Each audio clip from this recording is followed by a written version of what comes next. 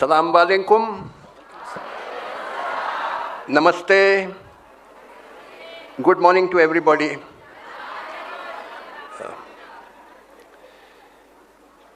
पहले तो मैं माफ़ी मांगना चाहता हूँ कि मुझे आपकी ज़ुबान कन्नड़ा नहीं आती है. So you will have to excuse me. I cannot speak in Kannada. I don't know. I know English and Hindi. If you want, I can speak in English. Or if you want, I can speak in Hindi. I'm comfortable in both equally. Or all those who want Hindi, please raise your hands. Okay, all those who want English. Oh, there are more English. All right. So may I speak in a mixture of the two, if that's okay? Khichdi language, mili juli. Oh, okay.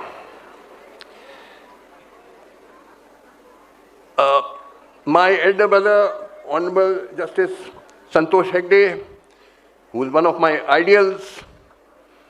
In fact, he's the third ideal whom I have met since I came yesterday to Bangalore.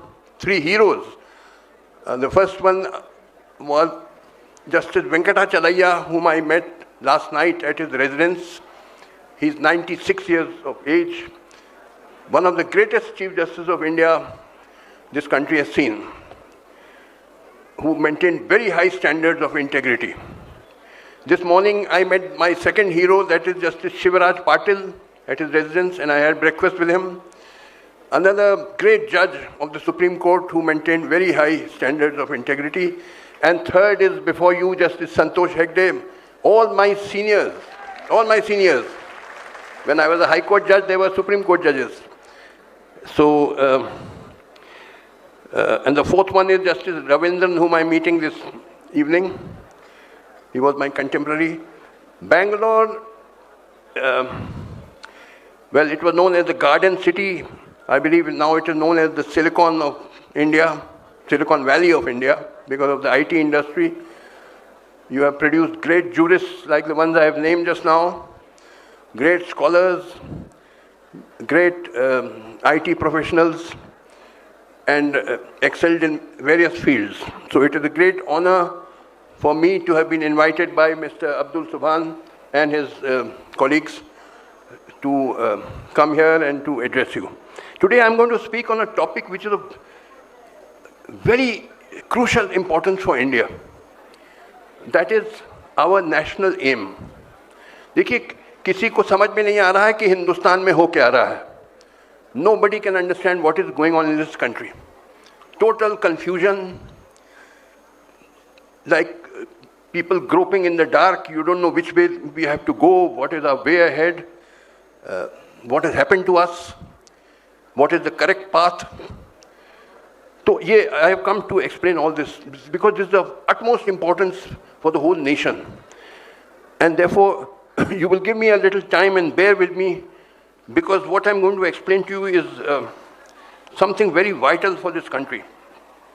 Dekhiye, our national aim must be to abolish the massive poverty, massive unemployment, appalling level of child malnutrition, skyrocketing prices of essential commodities, almost total lack of proper health care and good education for the masses. These huge socio-economic problems we have to abolish. This is our clear-cut national aim. On this there will be no compromise. I'm not a Democrat. I don't permit freedom of speech and all. If you want to say that there should be poverty, there should be hunger, there should be unemployment, I'm not going to permit it. In that sense, I'm dictatorial. I don't believe in accepting nonsense. So this should be our clear-cut national aim. You know, some people say we have the fastest growing economy and our GDP is improving and all lies. What is the truth? The truth is every second child in India is malnourished. According to Global Hunger Index, if you go on Google, you will find we were at position number 101 out of 125 countries surveyed. But in the last 5 years, we have slipped to position number 107. So we have dropped by 6 places. 6 places we have dropped. Out of 125 countries surveyed, and more than half of our children are malnourished, stunted, wasted. This is the reality of our country. About unemployment, 12 million youth are entering the job market in India every year. 12 million, 1.2 crores. But less than 500,000 jobs are being created in the organized sector of the Indian economy. So where do the remaining 11.5 million go? They become hawkers, vendors, bouncers, stringers, criminals, beggars, suicides. Girls become prostitutes. If one chaprasi job, PN's job is advertised by the government, there are thousands of applications, many of them MSc, MBA, PhDs, engineers begging for a chaprasi job. This is the truth about your country. And the position is getting worse. Prices, you all know, they are skyrocketing. Asman chhu rahi hai daam. Essential commodities, aata, dal, jo garib aadmi khata hai. How the poor man is existing, I can't understand. Healthcare. You see, proper healthcare is not available to the poor man. I live in Delhi, and I know in Delhi there are some very good hospitals, Max, Fortis, Apollo, Medanta, and so on. State-of-the-art hospitals. But they are exorbitantly expensive. The poor man can't go there. So where does the poor man go for medical treatment? He goes to quacks. See, quackery is rampant. I know in North India, I had cases before me when I was judge of the Allahabad High Court. Quacks had set up polyclinics. And when I made inquiry, they had no proper degree. They had a degree from Bihar, and when I made some inquiries, it was found there's so-called medical college, there's no land there, there's no building there, there's no medical college, but certificates are being given. And these quacks, they are several times the number of regular doctors. But what can a poor man do? He can't afford to go to a regular doctor because it's very expensive. So he goes to quacks. In Hindi they are called jhola chhap doctors. Jhola chhap. I don't know what they are called in Kannada. If you go to All India Medical Institute, which is one of the premier medical institutes in India, in Delhi, it looks like a railway station. Thousands of people are sitting there, nobody bothered about them. For days they are sitting there, nobody cares for them. And just across the road there's Safdarjung Hospital. The same is the situation there. This is the position of your healthcare. Education. See, fortunately you people have some good education, but how many schools are like that? In India, most schools are in a horrible condition. There are no proper teachers. The teachers are appointed by paying some bribe. It's a job, not a teacher should be a man on a mission. Teaching is a mission, but most teachers, they just give some bribe to get a job. This is the situation of most schools, the level of education which is provided. So, now how are you going to abolish all this? Because this has to be a national aim. This has to be abolished. This can't be tolerated.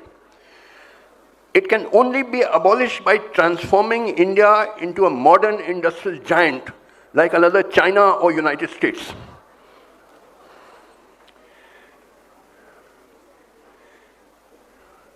Now, how do you go about doing it? Because you see, unless you transform India into a modern industrial giant, you can never abolish poverty or unemployment or malnutrition, lack of healthcare, etc. Because even for setting up a small primary school, it costs a huge amount of money. You have to buy land for the school, then you need money for the building, you need money to pay salaries to the teachers, etc. Where is all this money going to come from? Money doesn't fall from the sky. It comes from a highly developed, large-scale industry. That alone can generate the wealth which can provide for the welfare of your people. So we have to transform India into a modern industrial giant, and we have all the potential for it. You know, I go to America very often. My children are there. And I'm often invited to universities to give talks. What I find is American universities are packed with Indian or Pakistani professors of mathematics, of engineering, of science, full of them. We have a huge pool of technical talent which is required to transform a country from a backward country to a modern industrial giant. So we have no shortage of technical talent. We have brilliant scientists, we have brilliant engineers. In 15, 20 years, we can transform India into another China or USA. See, Japan, I'll give you one example. Japan was a very, very backward country under the shoguns. That was before the Meiji Restoration of 1868. Before 1868, Japan was ruled by the shoguns. Well, technically the emperor was there, but the real power was in the hand of the shoguns, who kept Japan very backward and feudal. It was a poor country. But in 1868, the Meiji Restoration took place. And power passed into the hands of the advisors of the emperor, who were modern-minded people in Japan. They sent their representatives to America and Europe, and they got engineers from there. They set up technical institutes in Japan. They set up industries in Japan. Within 10-15 years, Japan was transformed from a backward feudal country into a modern state. It just takes 10-15 years, and that's what we can do. We can become like USA or China in 15 years. There's no difficulty. We have all that technical talent. Now, here I must tell you one thing. See, before the Industrial Revolution, which started in England in the first half of the 18th century, and then from England it spread to France and Germany and later to the USA and all. Before the Industrial Revolution, there were feudal societies everywhere. Now, in feudal societies, the methods of production are so primitive and backward कि वो हल चलता है, खेती के लिए हल चलता है, ट्रैक्टर नहीं है. The tilling of the land was done by bullocks, not with tractors. So very little wealth could be generated by those primitive methods of production. And since very little wealth could be generated in feudal society, therefore only a handful of people, the kings and aristocrats, zamindars, they could be rich. Rest of the people, 90-95% people had to be poor. Because when the wealth generated is so little that only a handful of people can be rich. This situation drastically changed with the coming of the Industrial Revolution. Now modern industry is so powerful and so big that enough wealth can be generated to give high standard of living and decent life to everybody on earth. Everybody can get a decent life. But what is the reality? Reality is, although 300 years have passed since the Industrial Revolution, yet 2/3 or maybe 3/4 of the world population is very poor. Why? It should not have been so. In 300 years, the whole world should have been enjoying a high standard of living. Why is it happened that 3/4 of the people of the world are still backward and poor, particularly in the underdeveloped countries? Why? See, the reason now, you have to hear me very carefully. See, this world is really not one world. ये एक दुनिया नहीं है, दो दुनिया है. Two worlds in this world. One is the world of the developed countries, which means North America, Europe, Japan, Australia. Now even China has joined their ranks. The other is the world of the rest, the underdeveloped countries. That means the countries of Asia, except Japan and China. Then Africa, Latin America, they're all underdeveloped countries. That is the second world. दो दुनिया है इस दुनिया में. And there is a secret rule among the developed countries, but very strong rule, but they keep it very secret. They will never tell it openly, that underdeveloped countries must not be allowed to become developed countries. Under no circumstances must India be allowed to become a developed country. Why? Why is there such a rule? Now let me explain this to you. Now to explain this to you, you have to understand a bit of economics, because politics is concentrated economics. Unless you understand economics, you will not be able to understand politics. So permit me to go a little into economics. See, cost of labor is a big chunk of the total cost of production. And if the cost of labor is less, then the cost of production is less. And if the cost of production is less, you can sell your goods at a cheaper price as compared to your rival who has expensive labor. See, there's competition in the market. One businessman eliminates another businessman not with guns or bombs or swords, but by underselling him. For example,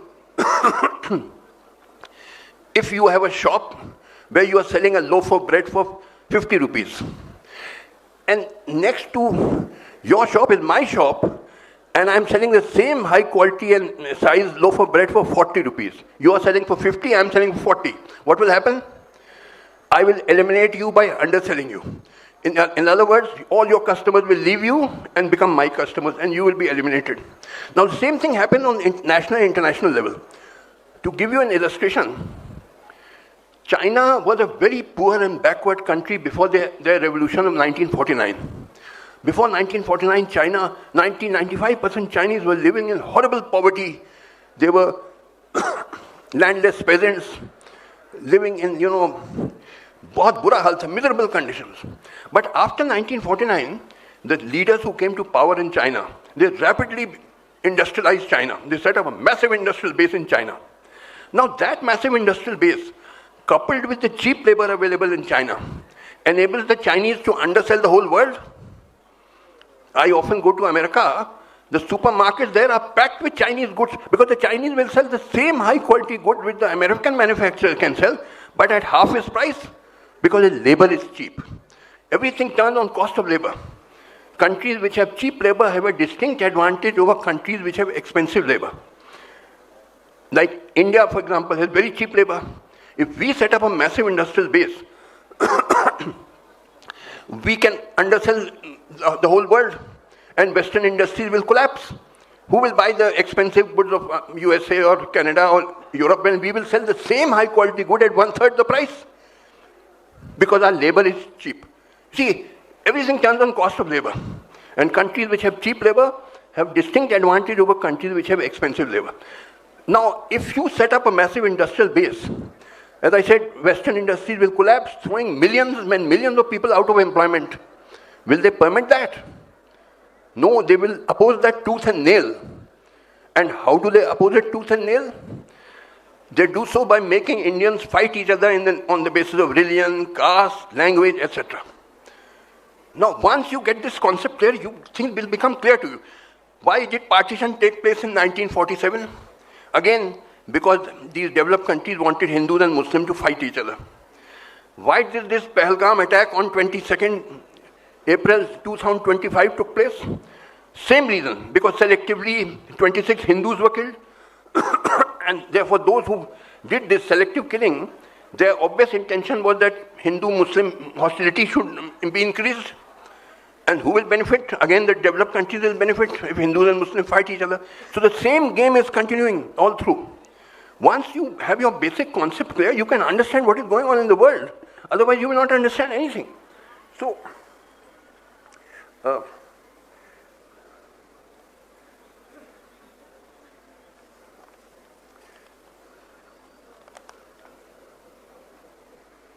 now see, therefore, the interest of a country like India directly conflicts with the interest of the developed countries.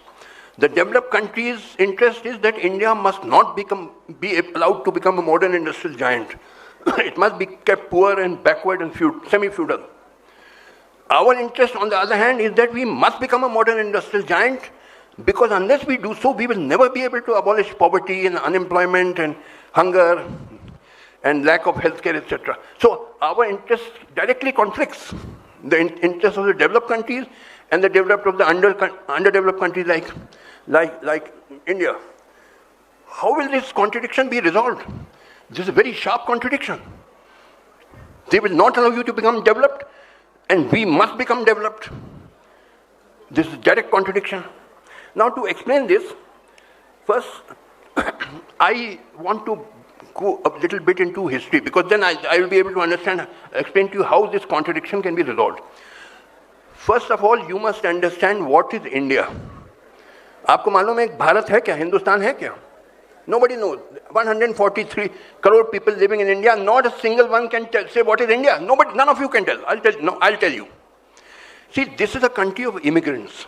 It is like North America. The difference between North America and India is, in North America, people came mainly from Europe over the last, say, 500 years. In India, people have been coming for 10,000 years. But broadly, we are a country of immigrants. 93-94% people living in India today, including maybe all of you. You are not original inhabitants of India. In a sense, you are all foreigners. Your ancestors came mainly from northwest. See, at one time it was believed that the original inhabitants of India were Dravidians and Aryans came from outside. Now this theory has also been disproved. Now the accepted theory is both Aryans and Dravidians were invaders. And who were the original inhabitants of India? They were the pre-Dravidian tribals known as Adivasis or scheduled tribes like Bhils, Gonds, Santals, Todas of the Nilgiris. These people who were massacred in large numbers by our ancestors and driven into forests. They are hardly 5 or 6% of the Indian population today. They are the original inhabitants. Dravidians came from outside. See, it is claimed that we Dravidians are the original inhabitants. But this has been disproved. I'll give you two reasoning. Even today, there is a language in Baluchistan, which is part of Pakistan, in which a language spoken is called Brahui. B-R-A-H-U-I. Please note it down in your mobile if you've got it. Brahui, which is similar to your Kannada or Tamil. Now this is surprise. You will be surprised. How is the South Indian language being spoken by 2 million people today in Baluchistan? I've met many of those Brahui speakers. Their language is similar to your Kannada or Tamil. How? In Pakistan, there's a Dravidian language being spoken today. Obviously, this proves that some remnants of the Dravidians still have survived. And at one time, the Dravidians were living in this area, Pakistan area, and they were driven down maybe by Aryans or whoever. So that is one proof that even Dravidians were outsiders. And secondly, these pre-Dravidian tribals, these Bhils, Gonds, Santals, etc., they do not speak the Dravidian group of languages. You've got a Dravidian group of languages which includes Tamil, Kannada, Telugu, Malayalam, etc. These tribals do not speak the Dravidian group of languages. They speak a group of languages which are called Austric group of languages. A-U-S-T-R-I-C, which is very different from the Dravidian group of languages. So this also indicates that there are three layers. Aryans came from outside, Dravidians came from outside, original inhabitants were the pre-Dravidian tribals. See, people kept rolling into India for 10,000 years. Why?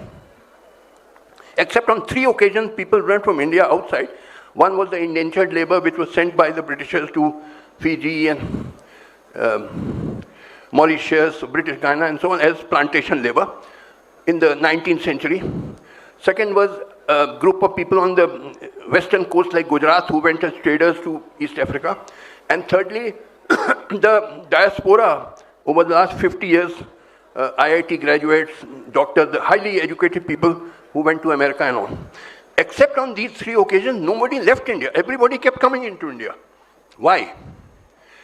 The reason is that people migrate from uncomfortable areas to comfortable areas. Obviously, everybody wants comfort. Now, in those days, there were no modern industries. There were agricultural societies. What do you require for agriculture? For agriculture, you require level land, fertile soil, plenty of water for irrigation, and so on. All this was in abundance in the Indian subcontinent. If you go from Rawalpindi to Bangladesh, deep south Kanyakumari, all level land, fertile soil, lakes, rivers, paradise for agriculture. So everybody kept rolling in for 10,000 years. Why should anybody go from India to, say, Afghanistan, which is covered with snow for several months in a year, rocky, uncomfortable, mountainous?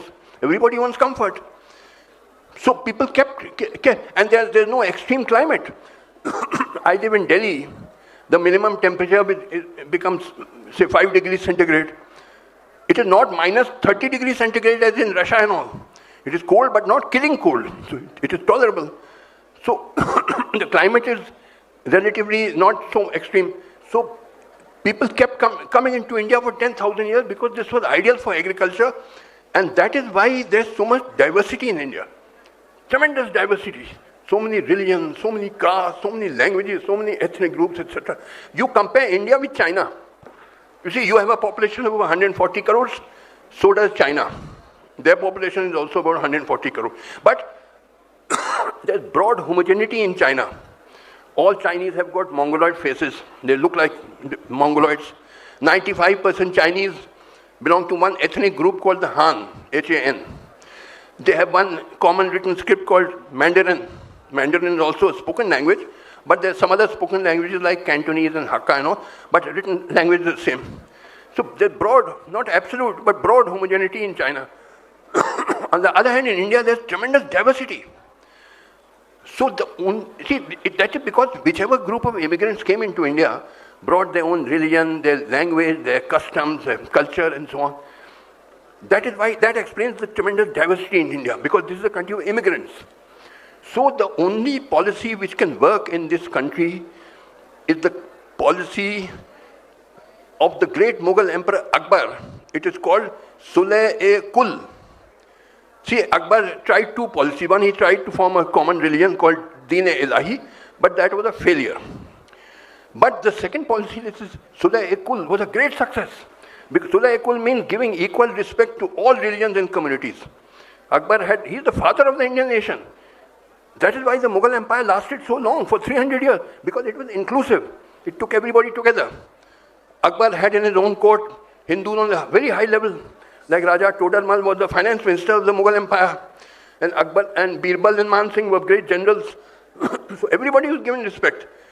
And that is the only policy of Sulh-e-Kul, which can keep this country together and take it on the path of progress. Presently, what has happened?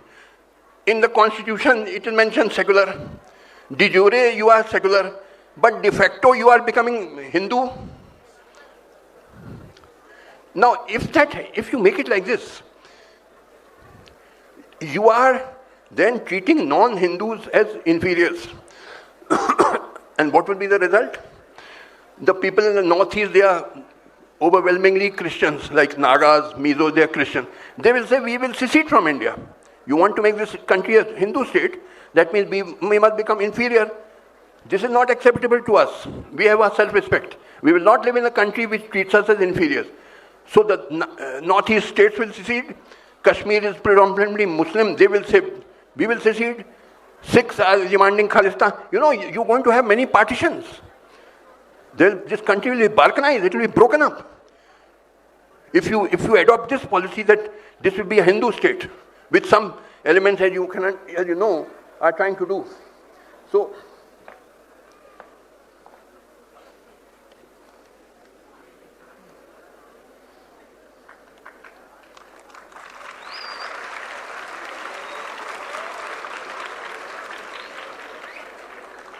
see, people criticize Islam. I can tell you, why did Islam spread in large parts of the world? From Spain to Indonesia. Some people said that Islam spread at the point of the sword. But which Arab army went to Indonesia, which is 90% or 95% Muslim? There was no Arab armies going to Indonesia. So this is not correct that Islam spread because of force, by the sword. Islam spread because of the great message of equality. It treated everybody as equals. It gave social emancipation to the depressed classes. We, in our own Hindu society, we treat Dalits as inferior. At one time, they were treated almost like dogs. Islam spread in the world because of the great message of equality which the great Prophet taught. That is why I respect the great Prophet. And also, the Prophet said, for knowledge, go even to China. So of course, the word China is a metaphor. It means for knowledge, go wherever you can find it. At one time, it was a very rational religion. And that is why science developed a lot in the Arab countries at one time. So this is why Islam spread. But the communal people... Now see, let me now clarify one thing. There was no communalism in our country before 1857. Please note this. Yes.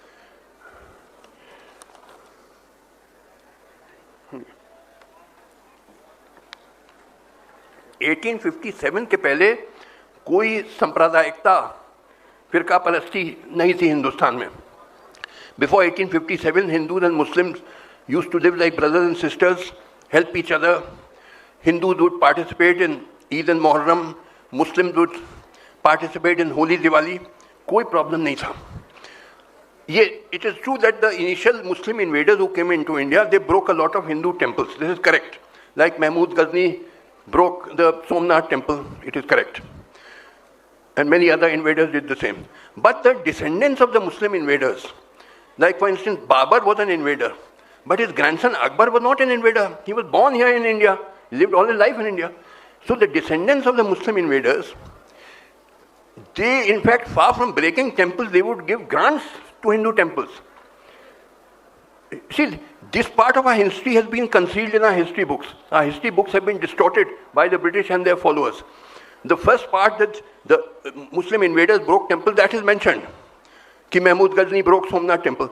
But what is not mentioned was a 10 times longer period when the Muslim rulers, they promoted secularism. They gave grants to Hindu temples. They also, it is all documented. These documents are in Persian, and for thousands of years, this happened. For example, Tipu Sultan, who belonged to your state, Karnataka, it is blamed that he was communal. Far from being communal, Tipu Sultan used to give annual grants to 156 Hindu temples. 156. If you don't believe me, you do one thing. You write down on your mobile, on Google, history in the service of imperialism. History in the service of imperialism. This was the name of a speech given by Professor B.N. Pandey in the Raj Sabha, upper house of Indian Parliament, I think in 1978 or so. He was a professor of history in Allahabad University. Then he went as governor of Odisha. Then he gave this speech, History in the Service of Imperialism, where he's mentioned great details. See, the Muslim rulers, their 80-90% population was Hindu. And they realized that if they broke temples every day, there would be a revolt or some disturbance. Every king wants to live in peace and comfort. No king wants disturbances in his kingdom. So, in their own interest, the Muslim kings promoted secularism. They would give grants to Hindu temples. So it is absolutely incorrect that all the Muslim kings used to destroy Hindu temples. What happened in, the Mughals, except there's a controversy about Aurangzeb, otherwise the Mughals used to celebrate Holi, Diwali and so on. The Nawabs of Awadh used to organize the Ram Leela and so on. See, what happened was in 1857, that is a watershed, you must understand this. 1857, the Great Mutiny broke out, in which Hindus and Muslims jointly fought against the British. Now, after suppressing that mutiny, the British decided that the only way to rule India was divide and rule. That is, make Hindus and Muslims fight each other. And you can see, if you go and read that speech on Google, History in the Service of Imperialism by B.N. Pandey, you will find mention of the letters coming from the Secretary of State for India in London to the British Viceroy saying that make Hindus and Muslims fight each other. The dates of the letters are given, the name of that Secretary of State for India is given, the name of that Viceroy is given, the contents of the letter are given. Many examples you will find. So deliberate policy after 1857 was, to make Hindus and Muslims fight each other. There was no communal problem, no communal riots before 1857. All communal riots start after 1857. They were artificially created. See, the British collector would call the Hindu Panditji at night secretly, give him some money and say, from tomorrow start speaking against Muslims. Similarly, he would call the Maulana in the night, give him some money and say, from tomorrow start speaking against Hindus. Then agent provocateurs were hired. That some cow was slaughtered. Overnight, the carcass of the cow was thrown into a Hindu temple, and on the wall it was written, Allahu Akbar. So when Hindus would get up in the morning and read this, they would think all Muslims are evil people, bad people, and all kill a pig, throw the carcass of the pig in a mosque, and write on the wall, Jai Shri Ram or Jai Bajrang Bali, so that when Muslims would get up, they would read this and they would think all Hindus are bad people. See, this policy was pursued year after year, decade after decade, from 1857. Then in 1909, the Minto Maude reforms came. separate electorates. Hindus can only vote for Hindu candidate, Muslim can only vote for Muslim candidate. Then Aligarh Muslim University was created. Banaras Hindu University was created. How can a university be Hindu or Muslim? University means universal for everybody. But no, Hindus and Muslims must be made to fight each other. So you must have a Hindu university, you must have a Muslim university. Then this idea was created that Hindi is the language of Hindus, Urdu was the language of Muslims. The truth was that Urdu was the language of everybody. Hindus, Muslims, Sikhs, padhe likhe logon, educated class were all writing and reading in Urdu. My grandfather only knew Urdu. Former Prime Minister Manmohan Singh told me that he writes all his speeches in Urdu. Urdu was the common language of everybody. But this, to create hatred between Hindus and Muslims, an artificial language called Hindi was created. Hindi is no language actually. The language of the common man is Hindustani, not Hindi. So the difference between the two is, see, in Hindi we say udhar dekhiye ya udhar dekho. In Hindustani we say that. Hindi mein kahenge udhar avlokan kijiye. Now does the common man ever use the word avlokan?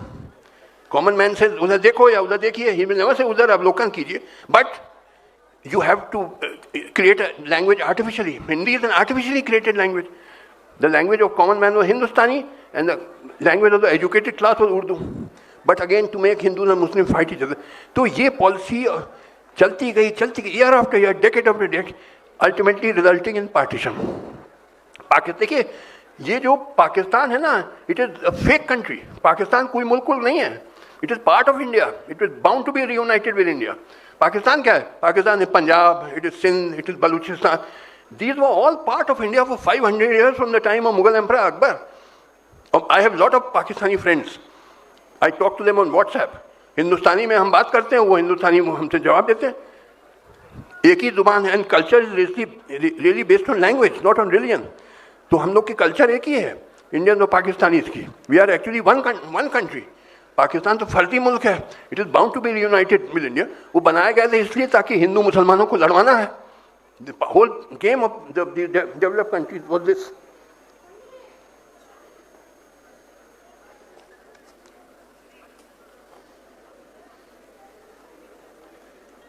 Even after the British left in 1947, communalism has continued. अब इधर क्या है? In recent years, what you have noticed, lynching of Muslims, bulldozing houses of Muslims, atrocities on Muslims.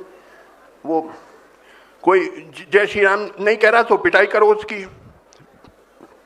There was this professor Mahmoodabad of Ashoka University in Haryana.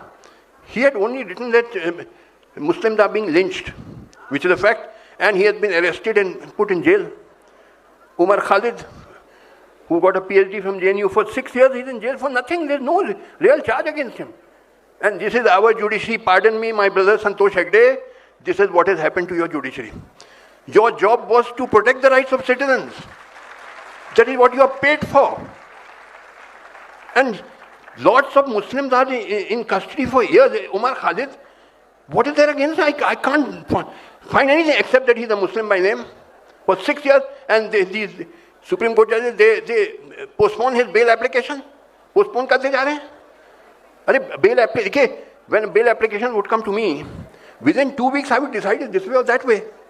I would give 1 week time to the government to file counter affidavit, and within 10 days or 2 weeks I would decide it. आप यहाँ चला जा रहा है, year after year, cases are not being heard, delayed. Are you really acting as the guardians of the liberties of the people, which is your solemn duty as a Supreme Court or High Court judge?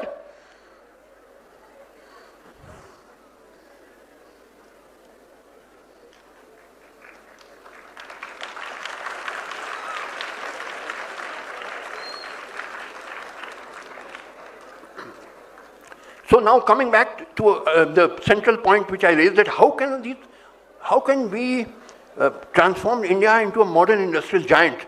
Because that alone can radically change the situation and abolish poverty and unemployment, hunger and so on. How can our problem be solved? See, one thing is very clear, that they cannot be solved within the present constitutional system. Because in our constitution you have provided for parliamentary democracy. And how does parliamentary democracy function in this country? Everybody knows. 90% people, when they go to vote, they don't see the merit of the candidate, whether he's a good man, bad man, educated, uneducated, criminal, non-criminal. सीधे सीधे भेड़ बकरी जैसे, like sheep and cattle, जात बरादरी पे vote डाल दोगे कि हम आप लिंगायत है कि वो कलिग्गा है, इस पे ही में भी a good man, criminal, but he will Lingayat, I will vote for him. बहुत अच्छा, wonderful system. 90% people behave like sheep and cattle कि लिंगायत को देना हमें, या क्या वो कलिग्गा कहते हैं, क्या कहते हैं वो कलिग्गा, even if he's a criminal, he's dacoit. That is why there are so many criminals in parliament and state legislatures, because you are not voting on his merit, you are voting on his caste. This is your parliamentary democracy. You see, casteism and communalism are feudal forces which have to be destroyed if India has to progress. But parliamentary democracy further entrenches them because it runs on that basis. So it entrenches, it makes stronger these feudal forces. How can parliamentary democracy do any good to your country? And mind you, this country is permanently in an election mode. Hindustan में 28 states हैं और 8 union territories हैं. 28 states and 8 union territories. So somewhere or the other, either elections are taking place or preparations for elections are taking place. Like in Bihar, elections are due in October.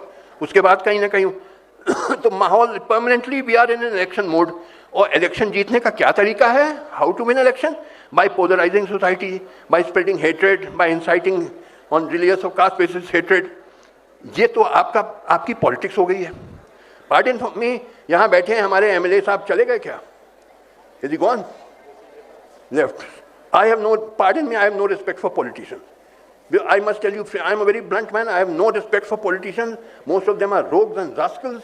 They are crooks, hoodlums, gangsters, mafia. They are deceivers. They have no genuine love for the country. They only seek power and wealth for themselves or their families. कोई देश से प्रेम है इन लोगों को? बस vote मिल जाए हमको. By hook or crook I must get vote, I must get elected, सत्ता मिल जाए, power मिल जाए. At least I can't have any respect for such people. सारे देखिए, all our institutions have collapsed. आपकी जुडिशरी, अब देखिए बैठे हैं जस्टिस संतोष हेगड़े, बैठे हैं madam Sudha. Is this a judiciary or a joke? You take 25 years to decide a case. Who is going to wait for 20? By the time it is decided in appeal and second appeal or writ, whatever, 25, 30 years have elapsed. If you file a divorce petition against your wife, you're a young man, by the time the case ends in appeal, second appeal, your hair would have turned white. Then what is the use of it? You want divorce to get remarried again? ये आपकी judiciary और joke. तारीख पे तारीख पड़ती, poor litigant जो फंस गया, date after date. What kind of a judiciary is it which takes 25, 30 years to decide a case finally? मजाक है. It's a joke. And more than half the judges, by the way, are corrupt. Mr. Shanti Bhushan, a very eminent lawyer, former Union Law Minister, filed an affidavit in 2009, I think, in which he gave the names of, he said out of 16 former Chief Justice of India, 8 were definitely corrupt. And mind you, these are Chief Justice of India. 8 were definitely corrupt. 2 about which there is some doubt whether there is corrupt or honest. 6, they were definitely honest. He has given the names, and he's not an ordinary man. He was Union Law Minister and top Supreme Court lawyer.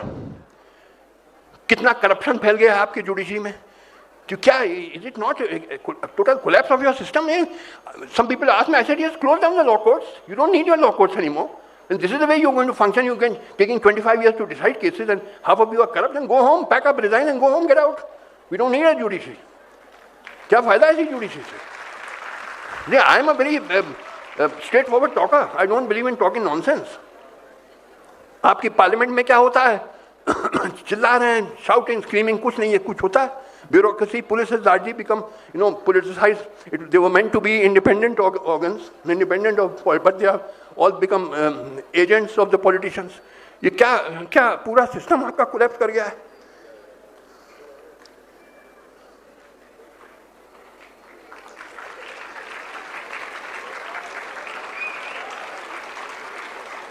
So what is the solution then to the problem? देखिए, I am very clear cut. I have no confusion. You people may be under confusion. I have no confusion. The way out for the Indian people is to launch a mighty, united people struggle, which is going to last 15, 20 years, and which tremendous sacrifices will have to be made. And thereafter culminating in a revolution, which will set up a political and social order under which India rapidly industrializes and the standard of living of the people steadily rises and people get decent lives. This is the only way out. Some kind of revolution is coming in this country because everything else is collapsed. But for this revolution, you need patriotic, modern-minded, selfless leaders, which presently are not to be seen. अभी तो जो आपके नेता हैं, ये दो कौड़ी के लोग हैं. They are men of straw. They are nothing. Of all parties, I am not blaming up any particular party. They are not worth even talking to. I don't even like to talk to politicians. Such worthless people these people are.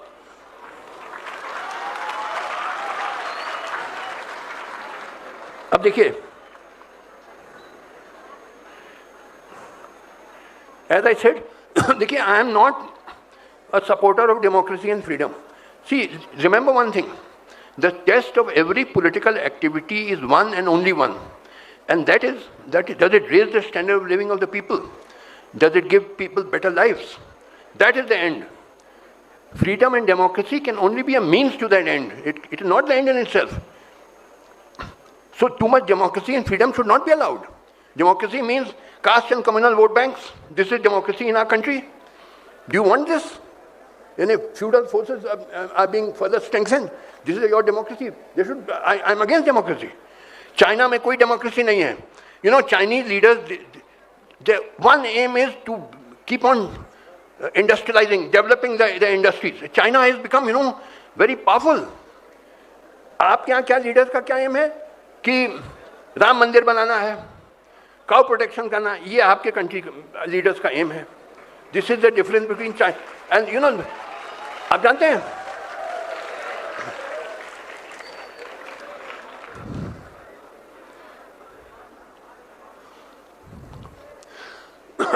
देखिए, recently there was a 4-day war between India and Pakistan.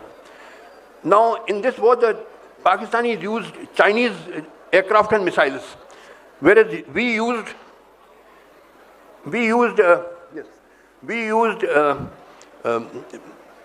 French Rafale and Mirage and Sukhoi.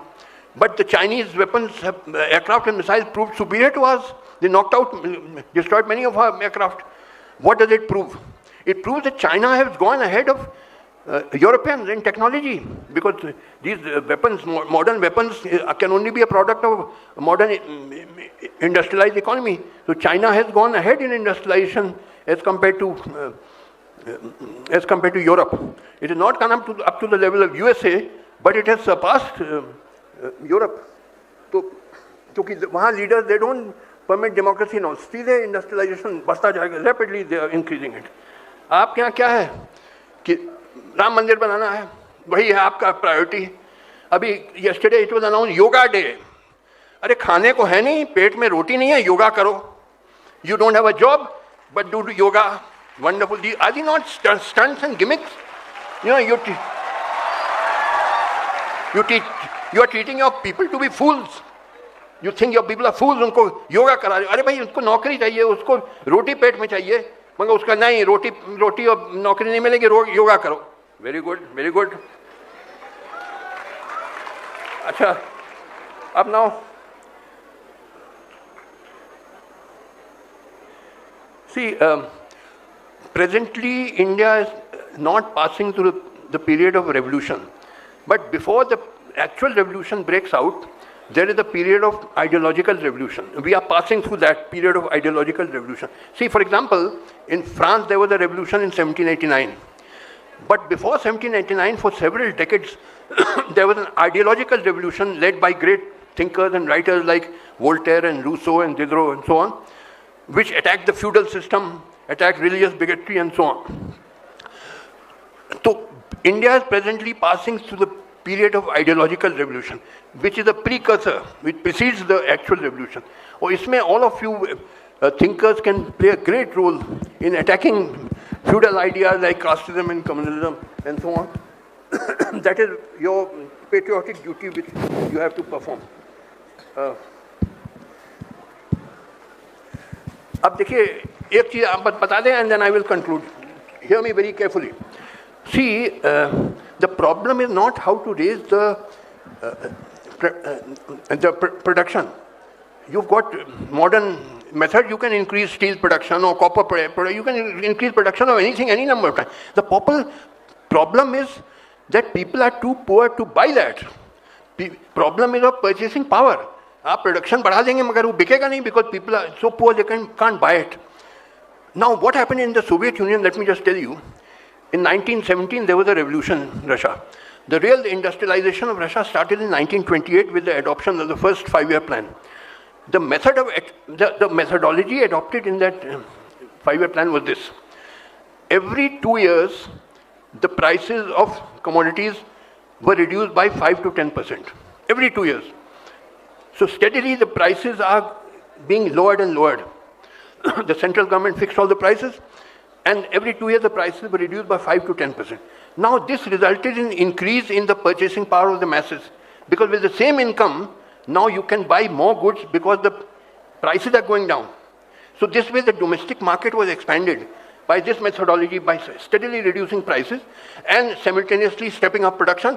So what production you increase could be absorbed in the domestic market. Broadly, this was a method adopted in the Soviet Union. Basically, you have to rely on the domestic market. You can't rely on foreign markets, because reliance on foreign markets is very precarious. They may be cut off by some foreign power, or there may be a recession in that foreign country where you sell goods. 95% of to be stable, you have to rely on the domestic market. So you have to increase the purchasing power of the people. And I told you the method adopted in the Soviet Union. Now you may not adopt the same method as in the Soviet Union. You may adopt some other method, but you have to find out some way of how to raise the purchasing power of the masses so that the increased production can be absorbed. This is what you people should start thinking. Now there are many other things which I want to talk about, but I'll conclude by just a bit of literature. ये जो Pahalgam attack हुआ, in which 26 Hindu tourists were killed on 22nd April 2025. Within half an hour of that attack, entire media started shouting, Pakistan ne kiya, Pakistan ne kiya.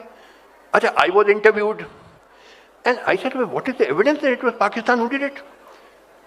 See, those people who killed those 26 Hindus, they disappeared into the jungles. Now, who were they? Whether Hindus, whether Indians, Pakistanis, who supplied them weapons, whether they had a mastermind, we don't know anything. आपने चिल्लाना शुरू किया, पाकिस्तान ने किया.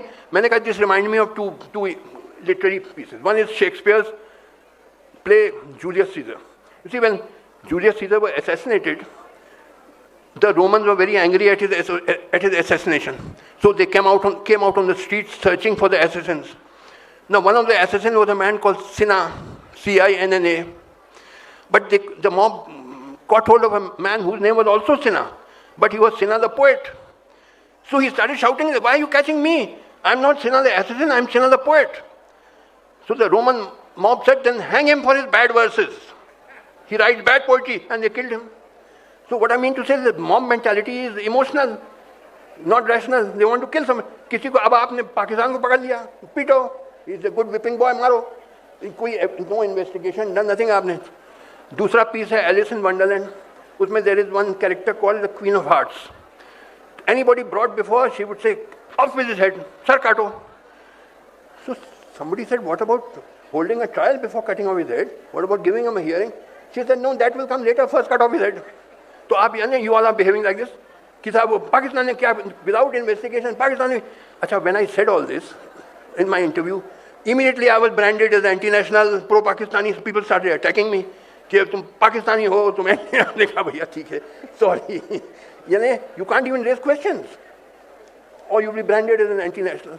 So there are many other things I wanted to talk about, but I was told to conclude now. So You will excuse me now. I have many things to say, but on the next occasion, I will say that also. Thank you.